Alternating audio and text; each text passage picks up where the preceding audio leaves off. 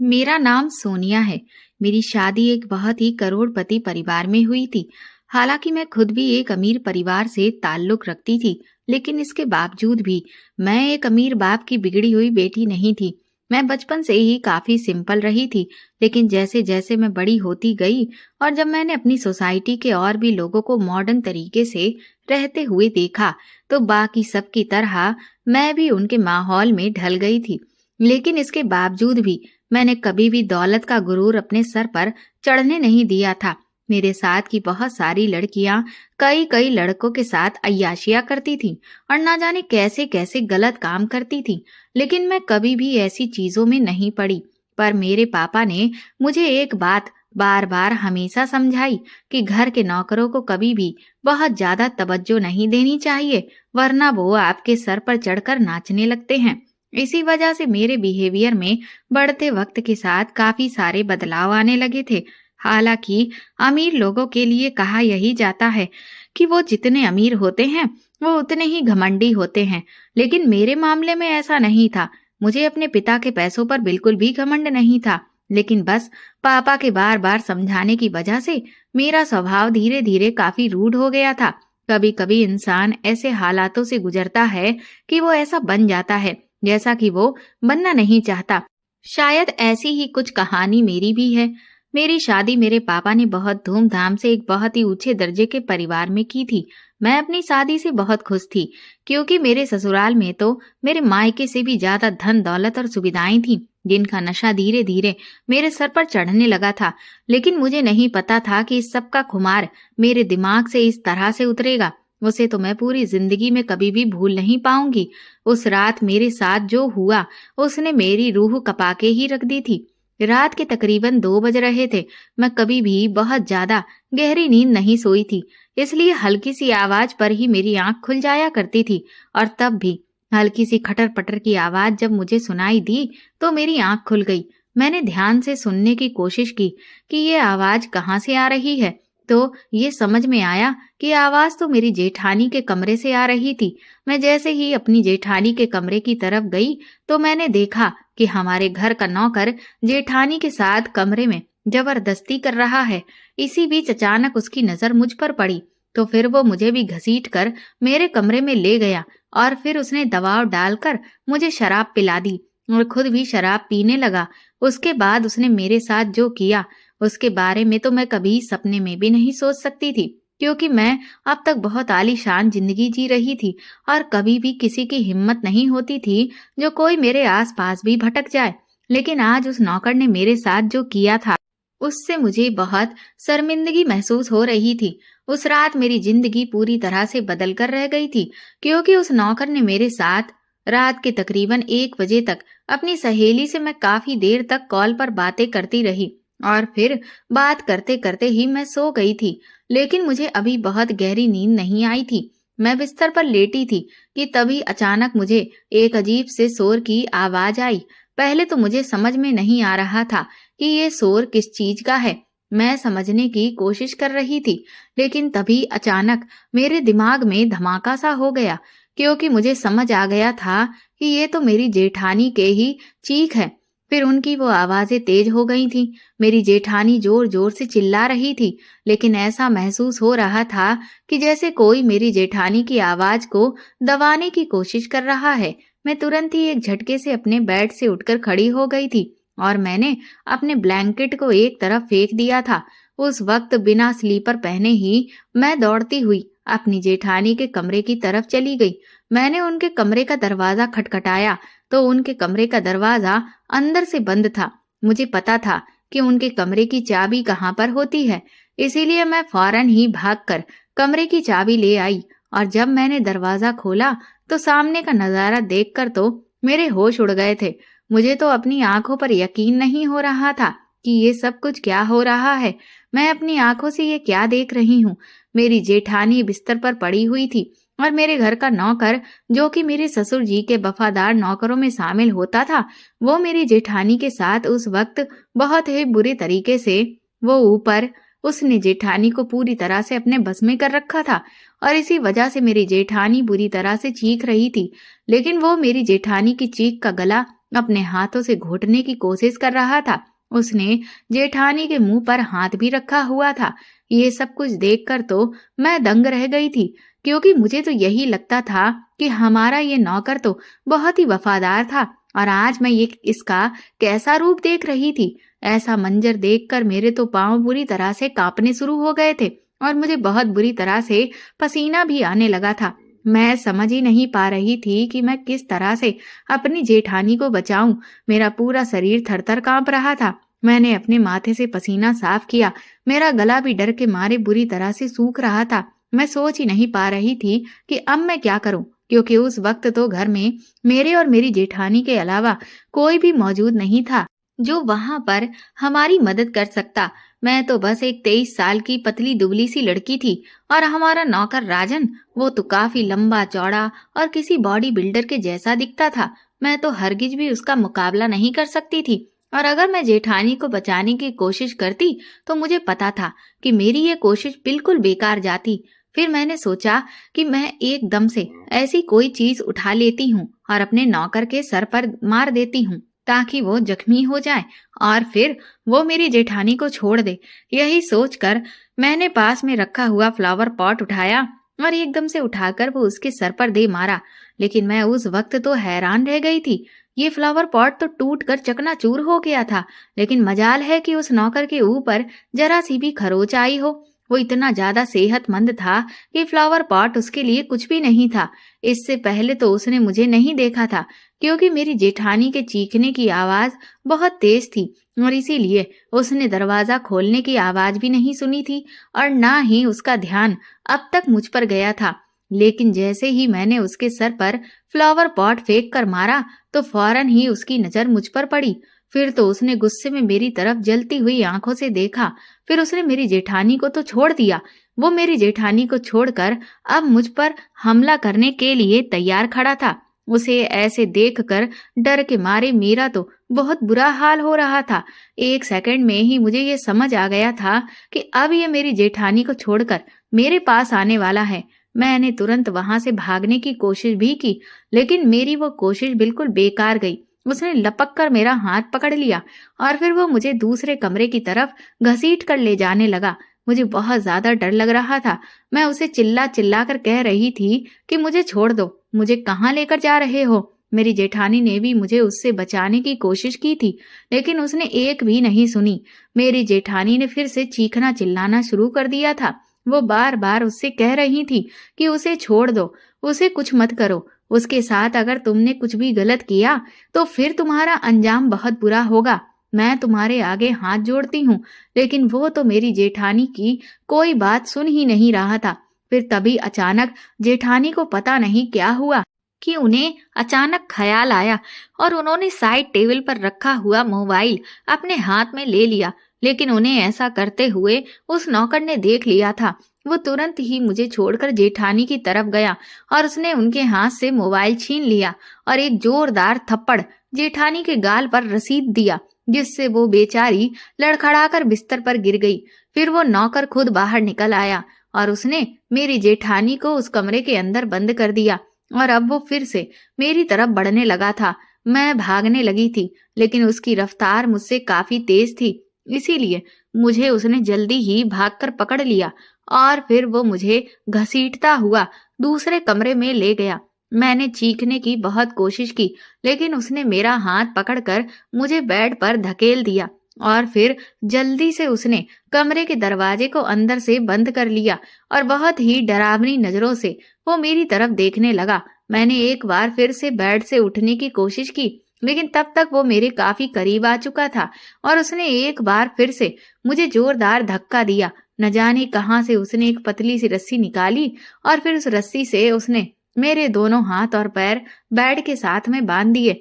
अब मैं पूरी तरह से उसके कब्जे में थी। मैं अपने आप को अब आजाद भी नहीं करवा सकती थी।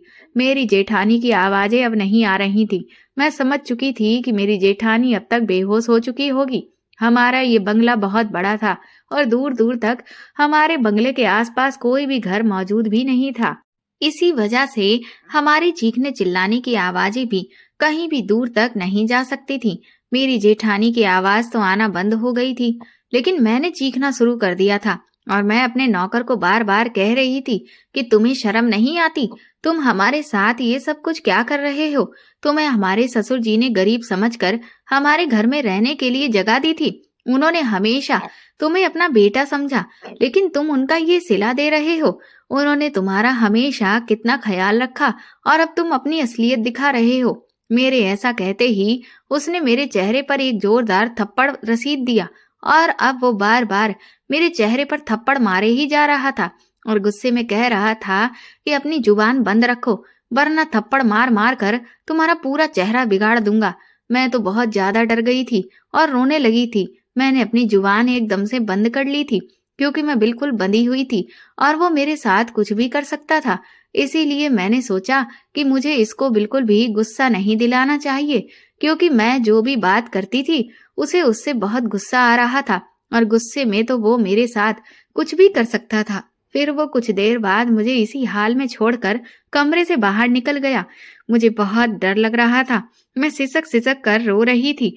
मुझे अपनी और जेठानी की बेबसी पर बहुत तरस आ रहा था। मैं चाहती थी कि काश कोई हमारी मदद करने के लिए आ जाए और हमें इस नौकर के चुंगल से छुड़ा ले, लेकिन मुझे ये पता था कि हमारी मदद के लिए कोई नहीं आएगा, क्योंकि मेरे ससुर और मेरे जेठ और पति तीनों लोग लंदन गए हुए थे। इस घर में हम दोनों जेठानी देवरानी बिल्कुल अकेले थे और ये बात सिर्फ हमारा यही नौकर जानता था। इसके अलावा इस वक्त घर में और कोई नौकर भी मौजूद नहीं था। राजन हमारे साथ क्या कर रहा है और वो हमारे साथ अब क्या करने वाला है, इस बारे में भी किसी को कुछ नहीं पता था। तो फिर कोई हमारी मदद के लिए कैसे आ सकता था। थोड़ी देर के बाद वो फिर से कमरे के अंदर आया तो उसे देखकर मेरे चेहरे की हवाइयां ही उड़ गई थी, क्योंकि अब वो खाली हाथ नहीं आया था।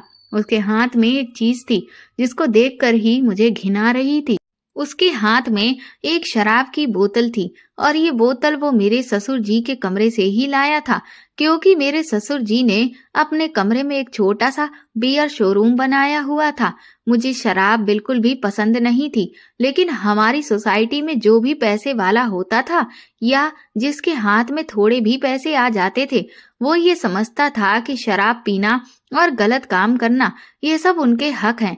मेरे ससुर जी में भी ये चीजें मौजूद थीं और साथ ही साथ उन्होंने अपने बेटों को यानी कि मेरे जेठ और पति को भी अपनी तरह ही बनाया हुआ था। सबसे ज्यादा तो मेरे जेठ को, वो तो बहुत ज्यादा बिगड़े हुए इंसान थे। उन्होंने मेरी जेठानी के साथ लव मैरिज की थी। मेरी जेठानी एक अमीर बाप की बिगड़ी हुई बेटी थी और उनके अंदर कूट कूट कर एटीट्यूड भरा हुआ था। जेठ भी गलत लड़कों के साथ रहते थे और हमेशा उन्होंने गरीबों को अपने आगे कुछ भी नहीं समझा था। ससुर और जेठ दोनों ही मिलकर घर में बैठकर खूब शराब पीते थे। राजन शराब की बोतल लेकर मेरे करीब आ गया। ये सब देखकर मेरे तो होश उड़ गए थे कि वो शराब की बोतल लेकर मेरी तरफ चलता हुआ आखिर क्यों आ रहा है। मैं समझ गई थी कि अब आगे वो मेरे साथ क्या करने जा रहा है। उसने शराब की बोतल का ढक्कन खोला और मेरे दोनों गालों पर अपने पंजे गड़ाकर मेरा मुंह खोलने लगा। मैंने बहुत कोशिश की कि मैं अपना मुंह ना खोलूं, लेकिन जब उसने देखा कि मैं अपना मुंह खोल नहीं रही हूं तो उसने मेरी नाक को कसकर दबा दिया। नाक बंद हो जाने की वजह से मेरी सांस का रास्ता बंद हो गया था। मुझे सांस ही नहीं आ रही थी और मेरा दम घुटने लगा था, क्योंकि मैंने अपना मुंह बंद किया हुआ था। इसीलिए मेरी सांस चढ़ने लगी, लेकिन इसके बावजूद भी उसने मेरी नाक को कसकर बंद किया हुआ था और मुंह मैं खोलना नहीं चाहती थी। लेकिन फिर मुझे मजबूरन सांस लेने के लिए अपना मुंह खोलना पड़ा और जैसे ही मैंने मुंह खोला उसने फौरन ही शराब की बोतल मेरे मुंह से लगा दी और शराब मेरे मुंह में डालने लगा। अब वो जबरदस्ती मेरा मुंह खोलकर मुझे शराब पिलाना चाह रहा था, मगर मैं ना चाहते हुए भी उसे पी रही थी, क्योंकि मैं बहुत बुरी तरह से फंस गई थी। अगर मुंह नहीं खोलती तो मेरा दम घुट जाता और ऐसा करते करते ही उसने शराब की आधी बोतल मुझे पिला दी थी। फिर थोड़ी देर में मुझे एहसास हुआ कि मुझ पर नशा सवार होने लगा है। मुझे कमरे की छत घूमती हुई नजर आ रही थी, बल्कि ऐसा लग रहा था कि पूरा घर ही गोल गोल घूम रहा है। मैं पूरी तरह से नशे में धुत हो गई थी।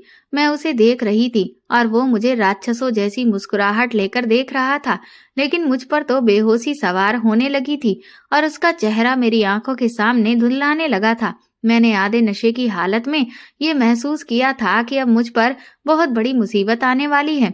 वो मेरे करीब आकर बैठ गया और तभी मेरी आंखें एकदम से एक झोंके के साथ बंद हुईं और फिर जब कुछ सेकंड के बाद मेरी आंखें खुली तो सामने जमीन पर मैंने जो नजारा देखा उससे मेरे होश उड़ गए थे।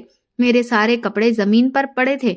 मैंने तुरंत ही खुद को देखा और मेरी आंखों में आंसू आ गए।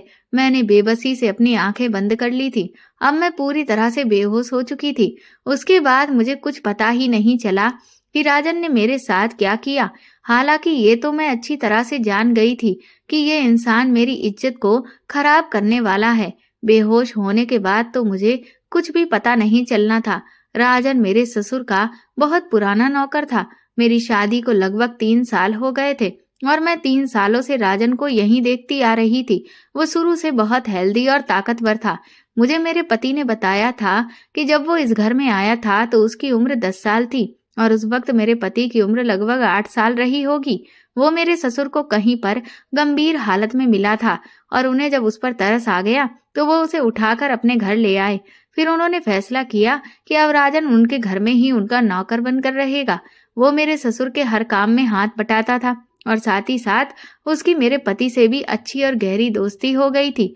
वो जैसे जैसे बड़ा हो रहा था उसने इस घर की सारी जिम्मेदारियों को संभाल लिया था। मेरे ससुर जी को और मेरे पति को राजन पर बहुत ज्यादा भरोसा था। इन 3 सालों में मुझे भी यही लगता था कि वो भरोसे के काबिल है। मेरे ससुर और पति का बिहेवियर तो उसके साथ बहुत अच्छा था, लेकिन मेरे जेठ जी उसे मुंह तक नहीं लगाते थे और मेरी जेठानी भी उसके साथ बिल्कुल भी अच्छा व्यवहार नहीं करती थी। मेरी जेठानी एक बहुत बड़े बिजनेसमैन की बेटी थी और वो देखने में बहुत खूबसूरत थी। मेरे जेठ तो काफी बिगड़े हुए थे। उन्होंने कभी भी ऑफिस की जिम्मेदारियों को समझा ही नहीं था। वो अपने पिता के पैसे पर ही ऐश किया करते थे। मेरे ससुर के पास बहुत सारा पैसा, प्रॉपर्टी थी। हालांकि जेठ जी ससुर के काम में कोई भी हाथ नहीं बटाते थे, लेकिन फिर भी उनके पास पैसों की कोई कमी नहीं थी। मेरी सास तो जब मेरे पति और जेठ छोटे थे तभी उन्हें छोड़कर इस दुनिया से चली गई थी और फिर मेरे ससुर अकेले हो गए थे और उसके बाद ही वो गलत कामों में पड़ते चले गए। वो शराब पीने लगे थे, स्मोकिंग भी करने लगे थे और तो और उन्होंने अपने दोनों बेटों पर ध्यान देना भी छोड़ दिया था। उनका काम सिर्फ इतना था कि उन्हें बस पैसे कमाना है। उन्होंने कभी भी दोनों भाइयों को पिता जैसा प्यार नहीं दिया और यही वजह थी कि दोनों भाई गलत संगत में पड़ते चले गए थे, क्योंकि उन्हें रोकने टोकने वाला भी कोई भी नहीं था। लेकिन फिर मेरे ससुर ने पढ़ाई करने के लिए मेरे पति को लंदन भेज दिया था, क्योंकि उन्होंने देखा कि उनका बड़ा बेटा तो अब उनके हाथ से निकल चुका था, लेकिन अब वो अपने छोटे बेटे को बर्बाद होते हुए नहीं देख सकते थे और उन्हें अपने छोटे बेटे के सामने अपनी आदर्श छवि को लेकर भी काफी फिक्र बनी रहती थी। इसीलिए उन्होंने मेरे पति को लंदन भेजा ताकि घर में रहकर वो अपने भाई और बाप की इन गलत हरकतों को ना देख सके। हालांकि ऐसा नहीं था कि मेरे ससुर मेरे पति को प्यार नहीं करते थे, वो उनसे बहुत प्यार करते थे। मेरे पति भी खुद को बहुत लकी बताते थे जो उन्हें ऐसा घर मिला था। कई बार मेरे पति को भी अपने पिता के प्यार की और केयर की जरूरत होती थी, लेकिन मेरे ससुर हमेशा मेरे पति का पैसों से मुंह बंद कर दिया करते थे। मेरे पति ने मुझे बताया था कि जब भी वो यहाँ छुट्टियों पर आते थे और अपने पिता से कहीं घुमाने ले जाने की डिमांड करते थे तो वो उन्हें ड्राइवर के साथ ही भेज देते थे। इसीलिए फिर उन्होंने लंदन से बार बार घर आना बंद ही कर दिया था। लेकिन जब उनके बड़े भाई की शादी हो गई तब वो लंदन से वापस लौट आए थे, क्योंकि उन्हें लगा कि अब उनके घर में कोई औरत आ गई है तो अब घर का माहौल बदल जाएगा। इसीलिए उन्हें अब इस घर से दूर रहने की कोई जरूरत नहीं है। मेरे पति का स्वभाव ऐसा था कि वो हमेशा से यही चाहते थे कि फैमिली के सारे लोग एक साथ मिलजुल कर रहें, लेकिन मेरी जेठानी तो उल्टा ऐसी थी कि उन्हें तो इस सब में कोई खास इंटरेस्ट नहीं था। हालांकि जेठ ने तो शादी के बाद अपनी जिम्मेदारियों को धीरे धीरे समझना शुरू कर दिया था और इसीलिए अब उन्होंने ऑफिस जाना भी शुरू कर दिया था। इधर जेठ और ससुर जी ऑफिस चले जाते थे और मेरी जेठानी अपनी सहेलियों के साथ पार्टी करने चली जाती थी। जब मेरी शादी मेरे पति विक्रम से हुई तो इस घर में मैं अकेली रह जाती थी, क्योंकि मेरे पति ने भी ऑफिस ज्वाइन कर लिया था। मेरी जेठानी तो अपनी लाइफ में काफी बिजी थी। मुझे बहुत ज्यादा सहेलियां बनाना पसंद नहीं था। मैंने अपनी यूनिवर्सिटी में भी बहुत ज्यादा फ्रेंड्स नहीं बनाए थे। मेरे सिर्फ गिने चुने 2-3 ही क्लोज फ्रेंड थे। मेरी ख्वाहिश थी कि मैं अपने ससुराल वालों के साथ टाइम स्पेंड करूं। मेरी जेठानी मुझसे अपनी सहेली की तरह बात किया करे और जेठ बड़े भाई की तरह रहें, पर ऐसा कुछ भी नहीं हुआ था। मेरे पति को भी ऑफिस के काम से कई कई महीनों के लिए विदेश जाना पड़ता था और इसी वजह से मैं अकेलेपन का शिकार होती गई। मैं थोड़ी अलग टाइप की लड़की थी। मुझे जो भी दोस्त मिलता था वो बस अपने पैसों को लेकर एंजॉय करता था, लेकिन मैं ऐसी बिल्कुल नहीं थी। मुझे पैसा बिल्कुल भी अट्रैक्ट नहीं करता था और ना मुझ में उसे लेकर कोई इंटरेस्ट था। मैं तो छोटे छोटे घरों को देखकर खुश हुआ करती थी और इसी वजह से मैं गांव की लाइफ को आइडियल समझती थी, क्योंकि गांव के लोग सब एक साथ मिलजुल कर और प्रेम से रहते हैं। उनमें किसी भी तरह की जलन की भावना नहीं होती है। वो एक दूसरे की बहुत फिक्र करते हैं। मुझे भी एक ऐसे ही परिवार और ऐसी ही जिंदगी की चाहत थी, पर शायद ऐसी लाइफ मेरे नसीब में नहीं थी।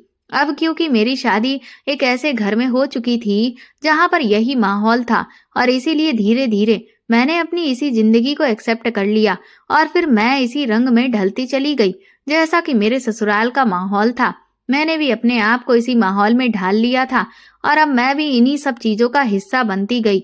मेरी जेठानी मुझे समझाती थी कि मैं नौकरों के साथ बहुत ज्यादा नरमी ना बरता करूं, क्योंकि कहीं ऐसा ना हो कि फिर ये नौकर अपनी औकात भूल जाएं। उनकी देखा दूनी मैंने भी नौकरों पर चीखना चिल्लाना शुरू कर दिया था। जिस तरह मेरी जेठानी नौकरों के साथ बिहेव करती थी, और खास तौर पर राजन, तो मेरी जेठानी का सबसे पहला टारगेट होता था। वो सबसे ज्यादा इंसल्ट राजन की ही करती थी और वो सर झुकाकर खामोशी से मेरी जेठानी की सारी बेइज्जती सहता रहता था। पता नहीं उन्हें कैसा सुकून मिलता था उसकी इंसल्ट करते हुए। मेरी जेठानी ने राजन को लेकर मुझे बहुत सी बातें कही, जिस वजह से अब मैं भी राजन से नाराज रहने लगी थी और मैं भी अब उसकी बात बात पर बेइज्जती करती रहती थी। काफी साल तक वो हम दोनों देवरानी जेठानी की इंसल्ट सहता रहा और फिर कुछ दिनों के बाद मेरे ससुर ने अपना बिजनेस लंदन में सेट करने का इरादा कर लिया था। उन्होंने कहा कि वो खुद अपना बिजनेस बाहर शिफ्ट करेंगे और इसके कुछ दिनों के बाद वो हमें भी वहां पर ही बुला लेंगे। कुछ दिन तो ससुर जी लंदन में अपना बिजनेस सेट अकेले ही करते रहे, लेकिन कुछ दिनों के बाद उन्होंने मेरे जेठ और पति दोनों को अपने पास बुला लिया और ये फैसला किया कि कुछ महीनों के बाद हम लोग भी लंदन चले जाएंगे। और अब वो टाइम भी आ गया था कि 1 हफ्ते के बाद ही हमारी फ्लाइट थी। मेरी जेठानी और मुझे भी लंदन में ही शिफ्ट होना था, पर वापस पलट कर नहीं आना था। मैं भी लंदन जाने का सुनकर बहुत खुश हो गई थी। मेरी जेठानी भी अपना लाइफ स्टाइल बिल्कुल विदेश के जैसा रखती थी। उन्हें भी विदेश बहुत पसंद है और अब मुझे भी यही लाइफ अच्छी लगने लगी थी, जो कि पहले मुझे अच्छी नहीं लगती थी। लेकिन धीरे धीरे मैंने अपने आप को इस माहौल में ढाल दिया था। अब मैं बेफिक्र थी और अपनी लाइफ में आगे बढ़ना चाहती थी, पलटकर कभी पीछे नहीं देखना चाहती थी। मेरे भी ये बहुत सारे ड्रीम्स थे जिनको मैं लंदन में जाकर पूरा करना चाहती थी। मैं भी अब अपने सभी जानने वालों से आगे निकलना चाहती थी और एक कामयाब इंसान बनना चाहती थी।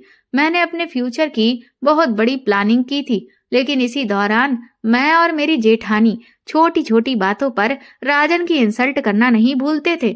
हमारे जाने में अभी 1 हफ्ता बाकी रह गया था, पर इस 1 हफ्ते में तो जैसे हम उस पर सारी जिंदगी की कसर निकाल रहे थे। किसी भी बात पर उसकी बेइज्जती करने का मौका बिल्कुल भी नहीं छोड़ते थे। मैं भी अपनी जेठानी की संगत में धीरे धीरे बहुत ज्यादा घमंडी हो गई थी और मेरे अंदर जितना भी गुस्सा था मैं सब राजन पर निकाल दिया करती थी। पर मेरी जेठानी तो शुरू से ही ऐसी थी, क्योंकि वो अपने मायके से भी ऐसे ही नौकरों की इंसल्ट करती आई हुई थी।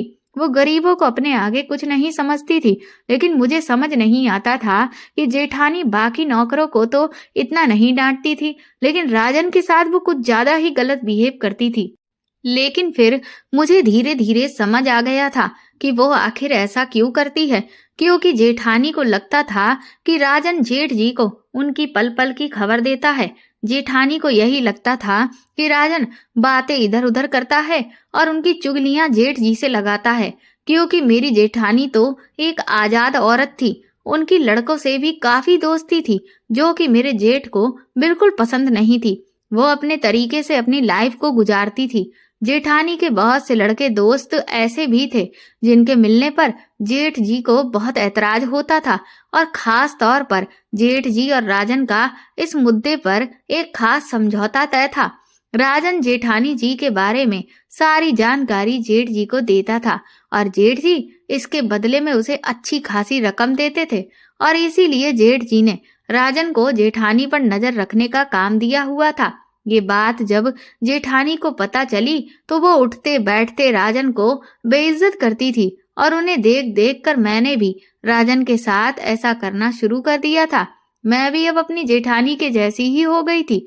घर में पीछे कौन आता है, कौन जाता है, मेरी जेठानी से कौन मिलता है, कौन उनसे बातें करता है, कौन उनके कमरे तक आता है, ये सारी बातें राजन जेठ को बताया करता था। उसने जेठ के कहने पर ही जेठानी की हर पल पर कड़ी नजर बनाई थी। पहले तो मेरी जेठानी को इस बारे में कुछ नहीं पता था कि ये सब काम राजन कर रहा है, वो उनकी जासूसी कर रहा है। लेकिन जब उन्हें इस बारे में पता चला तो अब वो राजन के पीछे हाथ धोकर पड़ गई थी, और चाहती थी कि वो किसी भी तरह से तंग आकर हमारे घर को छोड़कर चला जाए। अब जबकि वो बचपन से ही हमारे घर में रहा था, तो उसका हमारे घर के अलावा और कोई दूसरा सहारा भी नहीं था। इसीलिए वो ये घर छोड़कर किसी भी हाल में नहीं जा सकता था, क्योंकि लंदन जाने में अभी सिर्फ 1 हफ्ता था।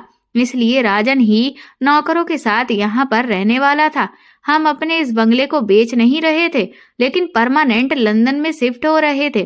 कभी कभी अगर हमारा इंडिया आना होता तो हम सबने सोचा था कि हम अपने इसी बंगले में ठहरेंगे। अब तो जैसे जैसे जाने के दिन करीब आ रहे थे, हम अब तो राजन के पीछे पड़ गए थे, क्योंकि इस वक्त सामान की पैकिंग चल रही थी और राजन उसमें बहुत सारी गलतियां कर रहा था, जिस पर हम दोनों राजन पर खूब बरस पड़ते थे। लेकिन अब शायद राजन का सब्र का बांध टूट रहा था। हमारे जाने में जब 3 दिन रह गए तो राजन बहुत खामोश रहने लगा था। मैंने इस बात को लेकिन महसूस नहीं कर पाया कि वो किसी बहुत ही गहरी सोच में खोया है। और फिर वही एक रात थी जो हमारी बर्बादी की रात थी। पता नहीं ये सब कुछ राजन के दिमाग में कैसे आया।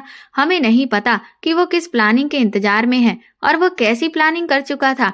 उसने उस रात घर के सारे नौकरों को भेज दिया था, ये कहकर कि बड़े मालिक का हुक्म है कि जब घर के सारे लोग घर छोड़कर चले जाएंगे और मालिक की फैमिली भी 3 दिन के बाद घर को छोड़कर जाने वाली है, तब तक तुम सब लोगों की छुट्टी रहेगी, क्योंकि अब घर में कोई भी काम नहीं होगा। इस घर में सिर्फ साफ सफाई का ही काम होगा, जो कि हफ्ते में सिर्फ 1 बार ही हुआ करेगा। जब पूरी फैमिली चली जाएगी तब तुम लोगों को यहाँ पर बुला लिया जाएगा साफ सफाई के लिए। तब तक मैं भी कुछ दिनों के लिए अपने किसी दोस्त के घर रहने के लिए चला जाऊंगा। इस तरह 3 दिन पहले ही राजन ने सारे नौकरों और गार्डों को घर से भेज दिया था। अब इस घर में सिर्फ मैं और मेरी जेठानी और राजन रह गए थे और हमें कहीं बाहर नहीं जाना था। हम लोगों ने अपनी पैकिंग कर ली थी और हमने ये 3 दिन घर पर ही रहने का इरादा कर लिया था, क्योंकि इन 3 सालों में मुझे इस घर से बहुत लगाव हो गया था। मेरा दिल ही नहीं कर रहा था कि मैं घर को छोड़कर जाऊं, लेकिन यही हमारी जिंदगी की सबसे बड़ी गलती साबित हुई थी। राजन ने बहुत ही चालाकी के साथ अपनी पूरी प्लानिंग कर रखी थी। ऐसा उसने हम दोनों से बदला लेने के लिए किया था। इतने दिनों का बदला वो आज रात हमसे लेने वाला था। उसने अपने प्लान पर ध्यान देते हुए सारे घर को अंदर से लॉक कर दिया था, ताकि हम में से कोई भी बाहर भाग ना सके और ना ही कोई बाहर का अंदर आ सके। और तो और उसने हमारे घर का लैंडलाइन टेलीफोन की भी तार काट दी थी, ताकि कोई भी फोन ना कर सके। हालांकि हम लोगों के पास अपने पर्सनल मोबाइल भी थे, लेकिन फिर भी हमारे घर में ये फोन मौजूद था। हमारे सो जाने के बाद नींद में ही शायद राजन ने मेरी जेठानी पर हमला कर दिया था। तभी तो मुझे उनकी चीखने की आवाज सुनाई दे रही थी। वो हम दोनों की इज्जत आज तार करने पर तुला हुआ था और वो अपनी बेइज्जती का बदला आज हमसे लेने वाला था। शायद वो हम दोनों को मार देने का भी इरादा रखता था, लेकिन जान से मारने से पहले वो हमारी इज्जत खराब करके हमारी इंसल्ट करना चाहता था। जिस तरह से हमने उसकी की थी, वो हमें हमारे किए की सजा देना चाहता था।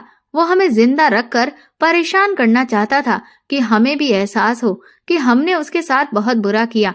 वो मेरी जेठानी को भी इसी कमरे में लेकर आ गया था जहां पर मैं बंधी हुई थी। उसने जेठानी को भी दूसरी कुर्सी पर बिठाकर उनके भी हाथ पैर बांध दिए। वो जेठानी को भी जोर जोर से थप्पड़ मार रहा था और उन पर बहुत अत्याचार कर रहा था। वो उनके बाल भी बुरी तरह से खींच रहा था। जेठानी कुछ नहीं कर सकती थी क्योंकि उनके दोनों हाथ पैर बंधे हुए थे और पिट पिट कर उनकी हालत खराब हो गई थी। वो बिल्कुल लाचार हो गई थी। वो बहुत बुरी तरीके से जेठानी को मार रहा था। मैं थोड़ा थोड़ा होश में थी। मुझे थोड़ा थोड़ा दिखाई दे रहा था और वो बार बार यही बात कहता जा रहा था कि तुम दोनों ने मुझे बहुत जलील किया है। मैं कितने टाइम से तुम दोनों लोगों को बर्दाश्त करता आ रहा हूँ। आखिर मेरी भी कोई सेल्फ रिस्पेक्ट थी। मैं नौकर था। इसका मतलब ये नहीं कि मेरी कोई इज्जत नहीं। मैं यहाँ इज्जत से काम करता हूँ। मैंने कितने सालों यहाँ पर वफादारी से काम किया। तुम दोनों के इस घर में आने से पहले कोई भी ऐसा नहीं था जो मेरी बेइज्जती करता। लेकिन तुम दोनों जब से इस घर में आई हो, तुम लोगों ने मुझे हर कदम कदम पर जलील किया। तुम जैसी अमीर बाप की बिगड़ी हुई लड़कियां नौकरों को इंसान ही नहीं समझती। अब इसीलिए मैंने सोचा कि जब तुम ये देश छोड़कर जा रही हो तो क्यों ना मैं तुम लोगों के साथ अपना बदला लूं। और फिर मेरे पास ये मौका भी बहुत अच्छा है। अब मैं तुम्हारी इज्जत खराब करने के बाद तुम दोनों को यहीं पर जान से मार के गाड़ दूंगा। लेकिन उससे पहले मैं तुम दोनों को तड़पा कर रखूंगा। उसके बाद ही तुम्हारी जान लेकर तुम्हें गायब कर दूंगा ताकि तुम्हारी लाश भी किसी को ना मिले, क्योंकि तुम दोनों जिंदा रहने के लायक ही नहीं हो। इसके बाद उसने मुझे देखा और फिर मुझ पर हमला करने की कोशिश की। वो बार बार यही बड़बड़ाए जा रहा था कि तुम दोनों औरतों ने मुझे बहुत बेइज्जत किया है, मुझे इंसान ही नहीं समझा, जानवर से भी बदतर सुलूक मेरे साथ किया। दूसरे नौकरों में इतनी हिम्मत है कि वो खामोशी से तुम दोनों का ये बिहेवियर बर्दाश्त कर सके, लेकिन मेरी हिम्मत अब जवाब दे गई है और मेरे अंदर इतनी हिम्मत नहीं है कि मैं तुम्हारी ये उल्टी सीधी बातें अब और सुन सकूं। मैं नहीं चाहता कि तुम्हारे जैसी लड़कियां बाहर जाकर ऐश की जिंदगी गुजारें और मैं बिना बदला लिए तुम लोगों को नहीं छोड़ सकता। चाहे मुझे इसके लिए फांसी ही क्यों ना चढ़ना पड़े, मैं तैयार हूँ। लेकिन जो कुछ भी मेरे अंदर जमा हो चुका है उसको निकालना मेरे लिए बहुत जरूरी है, वरना मैं पागल हो जाऊंगा। इस बेइज्जती के साथ अपनी बाकी की जिंदगी मैं कभी भी चैन से नहीं जी पाऊंगा। उसकी यही सारी बातें सुनते सुनते मैं कब बेहोश हो गई मुझे पता ही नहीं चला था। और फिर जब मेरी आंख खुली तो मैं अस्पताल में थी। मैं ये देखकर हैरान थी कि मैं आजाद कैसे हो गई। मुझे तो लगा था कि अब मेरी आंखें कभी दोबारा खुलेंगी ही नहीं। दरअसल उसने मेरी जेठानी का मोबाइल छीन लिया था और उन्हें कमरे में बंद कर दिया था, लेकिन जेठानी का लैपटॉप भी उनके पास है। इसके बारे में उसे पता नहीं था। उनका लैपटॉप वहीं पर साइड में पड़ा हुआ था जिसे जेठानी ने बड़ी मुश्किल से ऑन किया था। उस वक्त तक जेठानी बेहोश नहीं हुई थी। वो सोच रही थी कि वो किस तरह से राजन से बचे और फिर उन्होंने लैपटॉप ऑन करके फेसबुक पर पोस्ट भेज दिया कि हम लोगों पर हमला हो चुका है, प्लीज कोई भी हमारी मदद के लिए आ जाए। वो फेसबुक पोस्ट कुछ सेकंड में ही बहुत सारे लोगों के पास पहुंच गई थी और फिर वही लोग पुलिस को लेकर यहाँ पर आ गए थे। भगवान का शुक्र था कि हम दोनों सही सलामत बच गए थे, क्योंकि पुलिस ने मौके पर आकर हमें बचा लिया था, वरना राजन ने तो पूरा पूरा इरादा कर लिया था कि वो अब हमारा नामो निशान तक खत्म कर देगा। जब कुछ दिनों में मेरी तबीयत कुछ बेहतर हुई और मैं अस्पताल से घर वापस आई तो मेरे दिमाग की हालत बहुत अजीब सी हो रही थी। मेरे साथ जो कुछ भी हुआ उसके बारे में सुनकर जब मेरे पापा मुझसे मिलने आए तो वो मुझे देखकर रोने लगे और बोले, मेरी प्यारी बेटी को भगवान ने बचा लिया। वो मेरे ससुर से कहने लगे कि आपने इतने सालों से एक आस्तीन के सांप को पाल कर रखा था। ससुर जी बोले, मैंने उस घटिया इंसान पर आंख बंद करके भरोसा किया था। मैं उस पर अंधविश्वास करता था, लेकिन मुझे नहीं पता था कि वो एक दिन ऐसा भी करेगा, मेरे भरोसे को चकनाचूर कर देगा। भगवान का शुक्र है कि मेरी बहुओं की जान बच गई। भगवान ने इन दोनों की इज्जत बचा ली।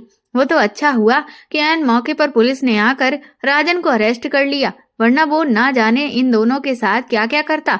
ये जिंदगी में पहली बार था कि मैं अपने पापा और ससुर की आंखों में आंसू देख रही थी और इनके मुंह से ऐसे शब्द सुन रही थी। मैंने अपने होश में पहली बार अपने पापा को जुबान से भगवान का नाम लेते हुए सुना था। वो लोग भगवान का धन्यवाद कर रहे थे।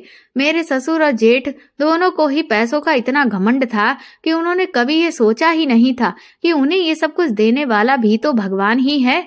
मैं आज उन लोगों को भगवान का शुक्रिया करते हुए अपनी आंखों से देख रही थी, वरना इतना पैसा होने के बावजूद भी मैंने कभी भी इन लोगों को अच्छे शब्द बोलते हुए नहीं सुना था। ये पहला मौका था जब ये भगवान के आगे गिड़गिड़ा रहे थे। आज तो मेरी जेठानी का भी बर्ताव बहुत बदला हुआ था। वो बड़ी तरसती हुई नजरों से मुझे देख रही थी। इस वक्त कंडीशन तो उनकी भी ठीक नहीं थी, लेकिन इस हादसे से उनका भी बिहेवियर बिल्कुल नरम पड़ गया था। मेरे भी दिल को सुकून मिल गया था। मैंने सोचा कि मुझे भगवान का शुक्रिया अदा करना चाहिए, क्योंकि वो रात हमारी जिंदगी की ऐसी रात थी जिसने मेरी जिंदगी को पूरी तरह से बदल कर रख दिया था। मैं जो ऐसे से अपनी जिंदगी गुजार रही थी और भगवान से भी बहुत दूर थी, मैंने वो सब कुछ छोड़ दिया था और पूरी तरह से भगवान की लीला में खुद को ढाल लिया था। मैंने सोचा भगवान ने मुझे जिंदगी दी है, मेरी इज्जत की हिफाजत की है। अब मैं सारी जिंदगी उससे प्रार्थना करूंगी और कभी भी गलत रास्ते पर नहीं चलूंगी। राजन तो जेल जा चुका था और उसे सजा भी हो चुकी थी। मैंने सोचा कि मैं एक बार जेल जाकर राजन से मिलती हूँ, इसीलिए मैं उससे मिलने के लिए गई।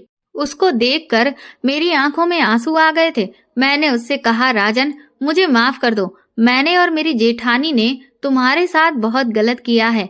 हमारे ही बुरे बिहेवियर ने तुम्हें इस लेवल तक पहुंचा दिया कि तुम हमारी जान लेने के लिए तैयार हो गए थे। भले ही ये तुम्हारी बहुत बड़ी गलती थी, लेकिन इसमें हम दोनों भी बराबर के हिस्सेदार हैं। हमने ही तुम्हें इस हाल में पहुंचा दिया कि तुम्हारे दिमाग की हालत पर इतना असर पहुंचा कि तुमने हमसे बदला लेने के लिए इतनी बड़ी प्लानिंग कर ली। अगर हम तुम्हारे साथ अच्छे तरीके से पेश आते, तुम्हारी इज्जत करते, तो शायद तुम कभी भी हमारे साथ ऐसा नहीं करते। वक्त ने ही तुम्हें ऐसा बना दिया और हमारी हरकतों की वजह से तुम ऐसे हो गए। बहुत समय तक तुमने हमें बर्दाश्त किया, लेकिन आखिर में तुम्हारे सब्र का बांध टूट गया। हम तुम्हारे जुर्म में बराबर के हिस्सेदार हैं। हमारी वजह से ही तुम आज मुजरिम बनने पर मजबूर हो गए हो। ये सच है कि हमारा व्यवहार ही लोगों को इस हाल तक पहुंचाता है कि वो इतने बुरे काम करते हैं। जो भी मुजरिम जुर्म करता है, उसके पीछे एक बहुत बड़ी कहानी छुपी होती है, एक बहुत बड़ी मजबूरी, जिसको सुनने के लिए कोई भी तैयार नहीं होता। उसे तो बस अपना फैसला सुना दिया जाता है कि जुर्म करने वाला मुजरिम है। ये नहीं देखा जाता कि वो किस वजह से मुजरिम बना, उसने आखिर ऐसा सब क्यों किया। राजन खामोशी से मेरी बातें सुनता रहा था। उसकी आंखों में आंसू थे, क्योंकि हर इंसान की अपनी इज्जत होती है और इंसान कोई भी चीज बर्दाश्त कर सकता है, लेकिन कोई उसकी इज्जत को चकनाचूर कर दे, ये वो कभी नहीं झेल सकता, क्योंकि हर कोई दुनिया वालों के सामने सर उठाकर चलना चाहता है। मैं ये नहीं कह रही कि राजन ने जो किया वो बिल्कुल ठीक किया, उसे ये सब नहीं करना चाहिए था, लेकिन मुझे और मेरी जेठानी को भी उसके साथ ऐसा नहीं करना चाहिए था। हमें दूसरों के साथ हमेशा अच्छा सलूक करना चाहिए। दौलत के घमंड में कभी भी इतना अंधा नहीं होना चाहिए कि हम सामने वाले इंसान को अपने आगे कुछ न समझें। गरीब इंसान चाहे कितना ही गरीब हो, लेकिन उसके लिए तो उसकी इज्जत सबसे ज्यादा कीमती चीज होती है। हम अमीर लोग तो बेइज्जत होने पर पैसे से बदला ले लेते हैं, लेकिन गरीब इंसान बेचारा बर्दाश्त करता है, पर जब उसकी बर्दाश्त की हद खत्म हो जाती है तब वो जुर्म करने पर मजबूर हो जाता है। और ऐसे ही बहुत सारे मुजरिम इस दुनिया में हैं, जिनकी अपनी एक अलग कहानी है। इसके बाद हम लोग तो लंदन आ गए थे, लेकिन राजन अभी भी जेल की सलाखों के पीछे है।